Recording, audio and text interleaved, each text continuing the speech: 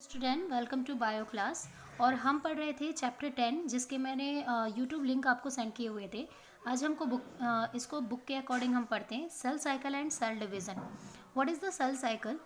Cycle is a repeating work, मतलब हम बोल सकते हैं कि वो जो कोई भी फंक्शन होता है जो रिपीट होते रहते हैं कंटिन्यूसली, तो वो क्या होंगे? साइकिल्स में होंगे। तो सेल डिवीज़न एक तरह का सेल साइकिल होता है और डिपेंड करता है टू टाइप्स ऑफ डिवीज़न में। कैरियोकाइनेसिस मतलब न्यूक्लियर डिवीज़न, और cytokinesis it means the plasma division. मतलब हम बोल सकते हैं कि जो प्रोटोप्लाज्म होते हैं उनके डिवीज़न और साइटोप्लाज्म होते हैं उनके डिवीज़न पे डिपेंड करता है। ठीक है। तो सेल साइकिल अगर देखें तो इससे पहले आप इंट्रोडक्शन जान चुके हैं सेल साइकिल में कि cell cycle it is divided some basic phase. G0 phase it is resting phase, G1 phase, S phase and G2 phase. ठीक है। and this is of M phase. M phase is divided cytokinesis, telophase, anaphase, metaphase and the prophase. ठीक है। the first phase is a prophase, second phase is a metaphase, third anaphase, telophase and cytokinesis. The four phases is also including the karyokinesis phases, and the karyokinesis phases is also include the M phase. What is the intraphase? Look at this interphase. ठीक है। तो आपका ये cycle होता है, जो cell cycle होता है इट इज G1 फेज, मतलब कि ये फर्स्ट पोजीशन है। S फेज होता है सिंथेसिस फेज। G1 फेज जब डिवीज़न होने के लिए वो मैच्योर हो जाते हैं, उसके बाद सिंथेसिस होता है, फिर उनमें क्या होता है डिवीज़न स्टार्ट होता है और M फेज स्टार्ट होता है। M फेज मतलब कि इंटरफेस होता है।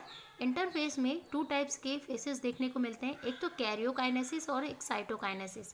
Karyokinesis divided four phases: prophase, meta and ana and talo. Okay, and the cytokinesis is the lymph division. यहाँ पे देखेंगे हम इंटरफेस के बारे में। ठीक है। तो इंटरफेस क्या होता है? इंटरफेस होता है एम फेज, जिसको माइटोसिस फेज कहते हैं, और generally M phase represented the phase when the actual cell division और mitosis cell division and the interface represented the phase between two successive M phases. Generally क्या होता है इंटरफेस? क्या होता है कि एक सेल डिवीज़न का नॉर्मल डिवीज़न पार्ट होता है। ये एक तरह की जैसे ग्रोथ होना है ना, और आपके बॉडी में ग्रोथ होना और आपके बाल का बड़ा होना, ये सभी माइटोसिस सेल डिवीज़न में होते हैं। तो ये जो इंटरफेस है ये 95% क्या होते हैं सेल साइकिल के जो पार्ट होते हैं 95% होते हैं। तो जितने भी मतलब लॉन्ग टाइम पीरियड बोल सकते हैं वो आपका इंटरफेस लेता है। इंटरफेस क्या होता है? टू अलग अलग प्रोसेस में डिवाइड होता है। एक होता है कैरियोकाइनेसिस एंड एक होता है साइटोकाइनेसिस। यहाँ पे लिखा हुआ है M phase start with the nuclear division corresponding to